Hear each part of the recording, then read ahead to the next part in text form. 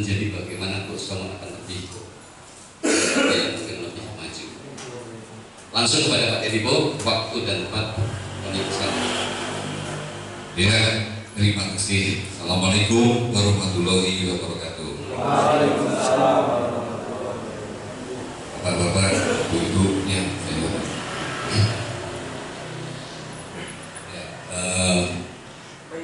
Saya kira belum banyak yang tahu di luar saya sebagai lukis ya. Jadi misalnya ya mungkin saya singkatin baik lukis, ngomong soal lukisan dok. Kalau di sini banyak potensi dasar budaya yang lain lukis. Jadi saya dari tahun 83 sampai 2006 itu saya di Jakarta. Saya lulus SMA tahun 83 langsung ke Jakarta. 83 itu saya alhamdulillah langsung, karena memang saya sebelumnya senang dunia seni budaya.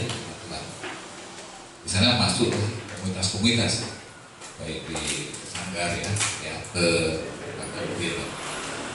Jadi di musik saya sudah masuk ini menjadi background saya baik sebagai praktisi,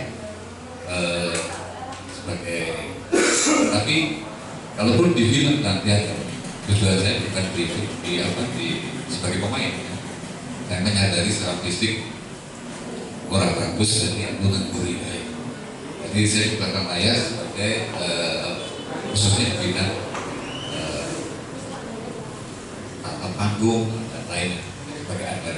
Tahun 87 saya pernah menjadi direkturnya Sonet Akut dan mulai ramah itu tahun 2013. Diskusi tentang musik dengan MPAD, Sambibu, dan Kak Nur, karena lagu-lagu awalnya MPAD itu adalah saya sudah terlibat.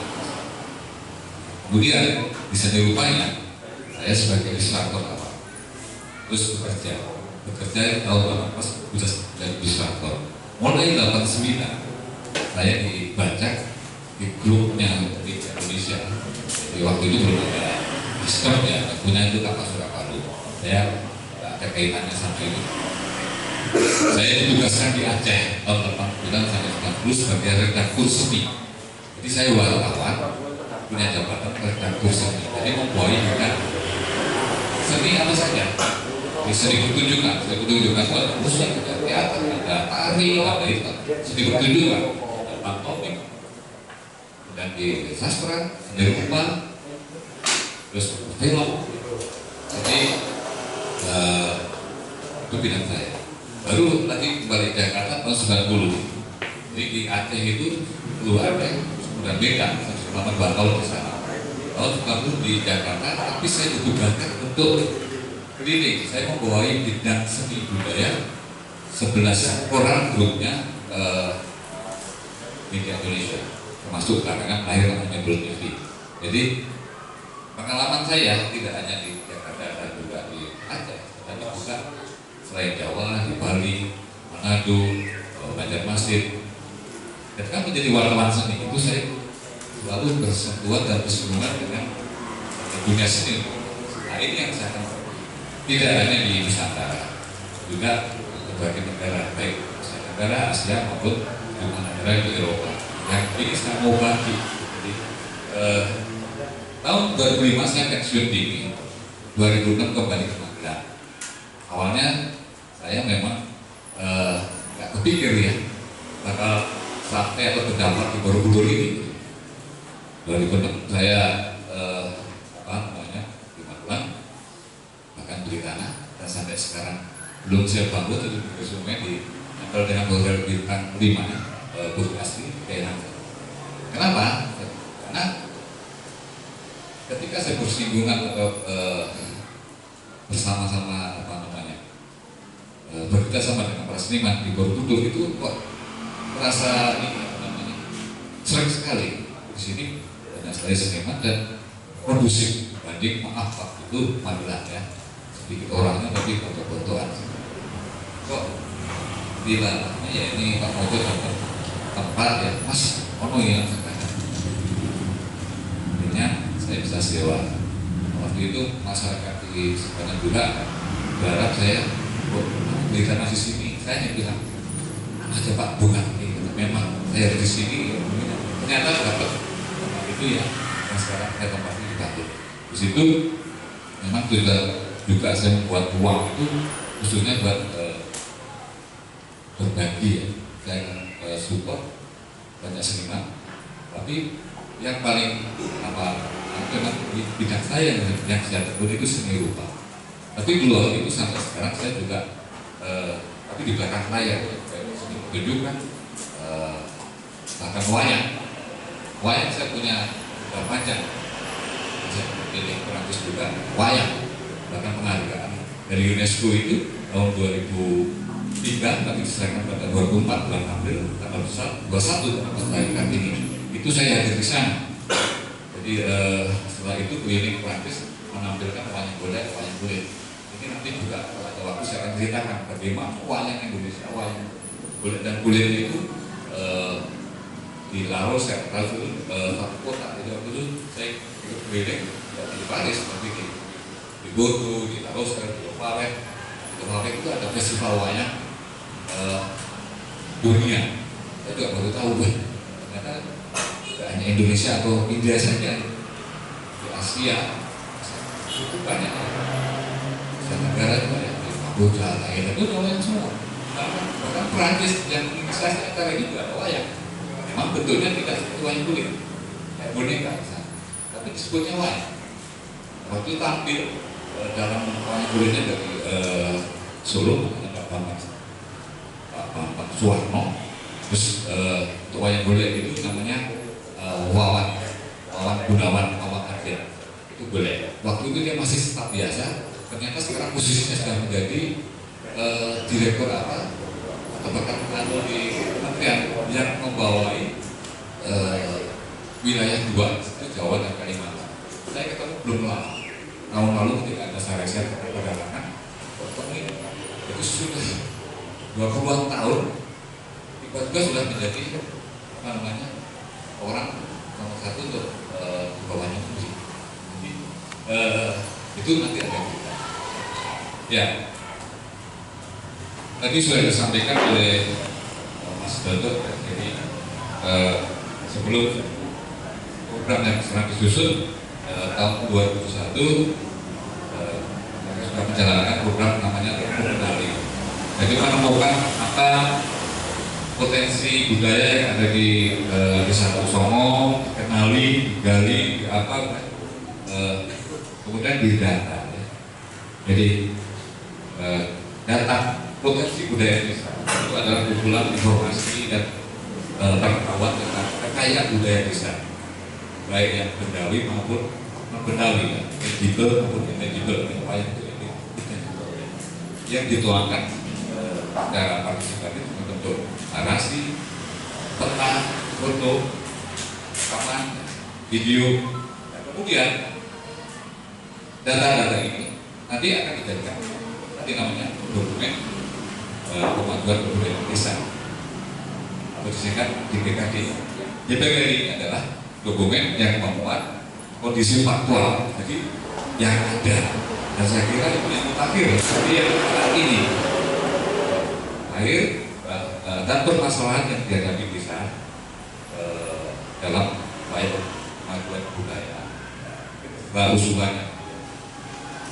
Oke, kita ngomong dari tadi disebut budaya, pemajuan budaya.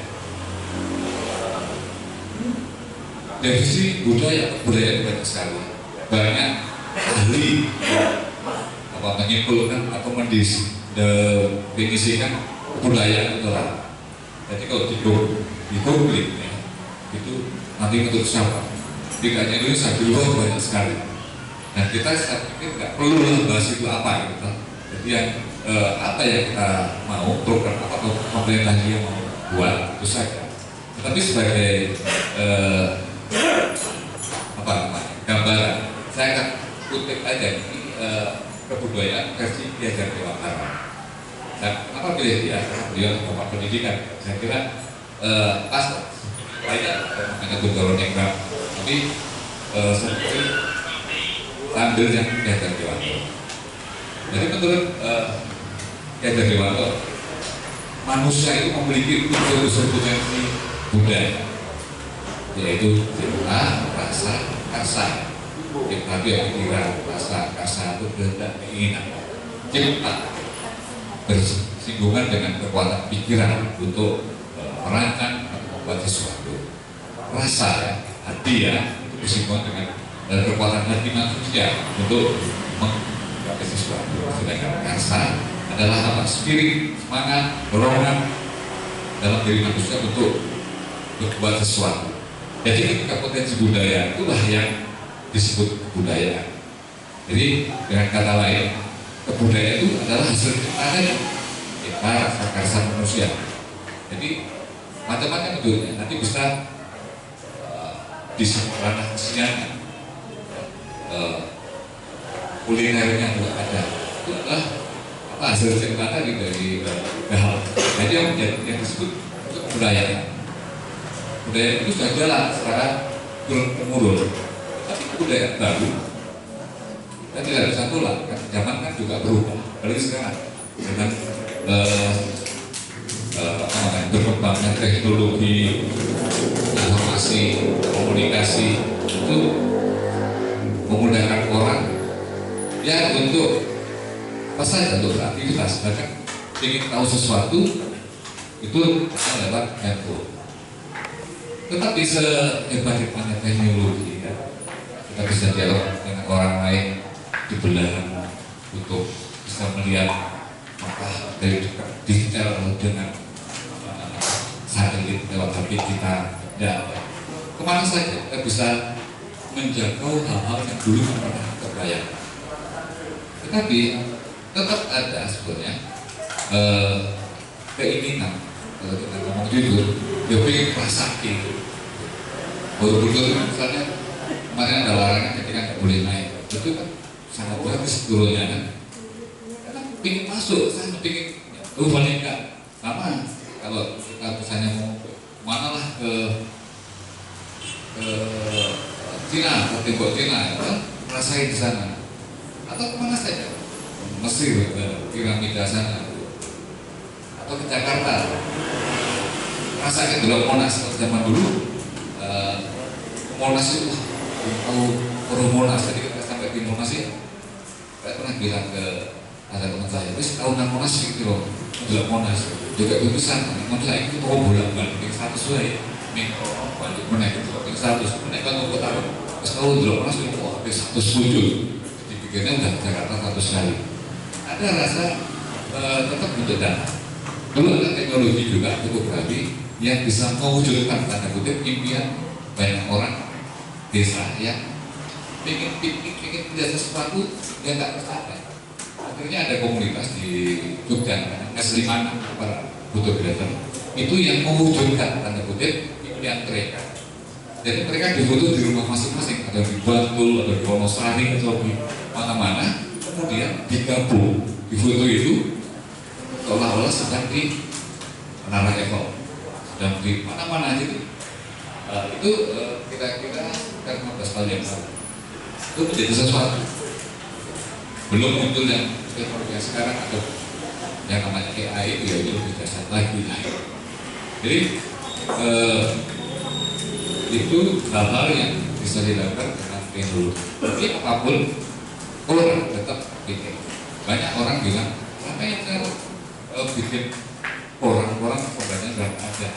Bikin sesuatu udah pakai apa saja, pakai digital. Tapi tidak semua orang juga mau melihat, mau ke Borobudur, tetap ada fisiknya, itu tetap lihat. Terus juga datang. Oke.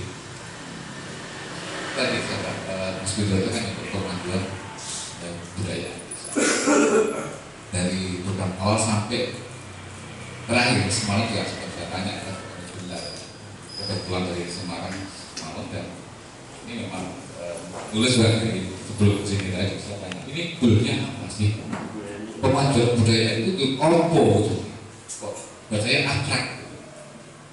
Jadi ada temu kenali yang menemukan apa yang potensi ada dari ini juga mau dibuka. Terus pemajuan budaya nanti Apa kira-kira coba? Saya bisa menyimpulkan sepertinya full atau juga hadir dari program ini adalah untuk kesejahteraan masyarakat dalam konteks desa ya, betul. Karena di Borobudur juga 20 desa ya.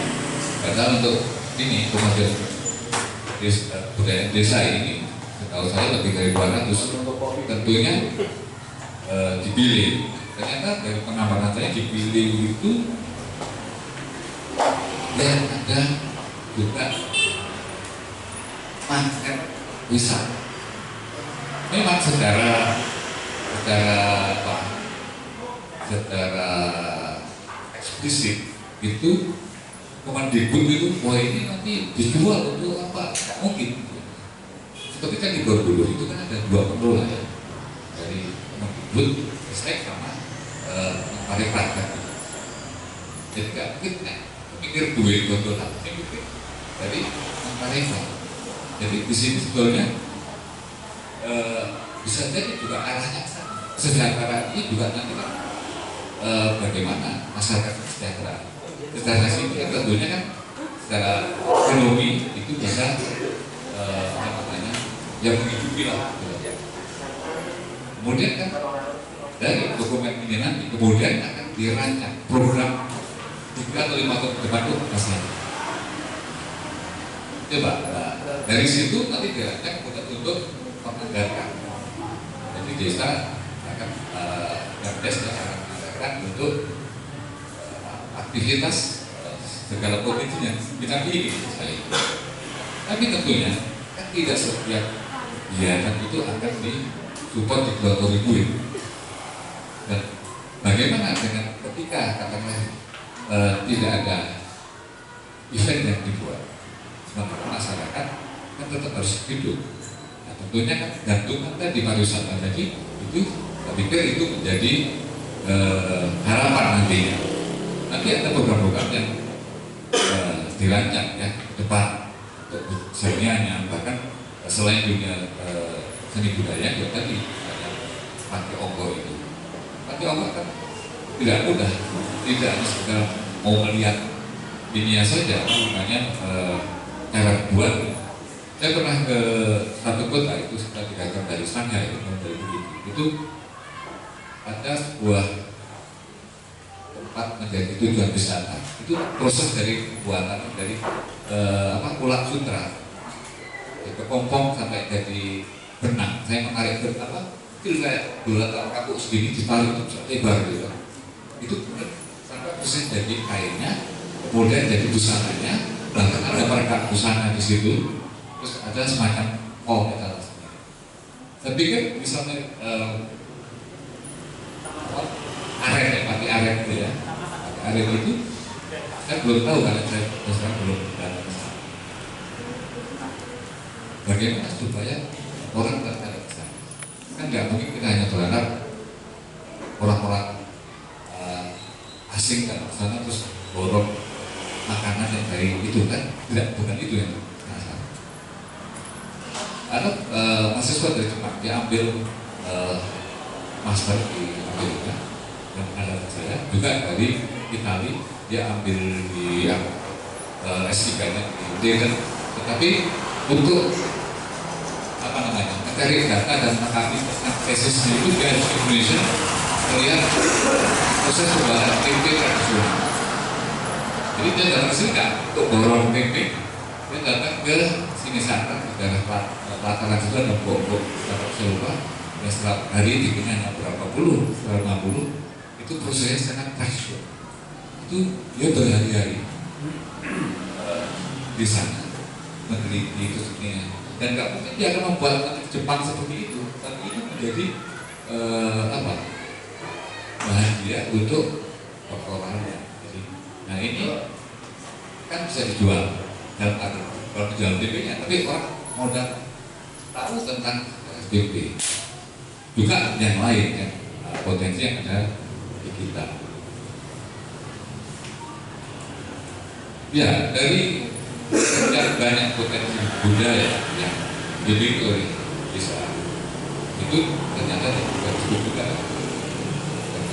Tilang, ada Komengiren atau Bandayaan, kemudian ada Laras Mantio, ada dulu itu.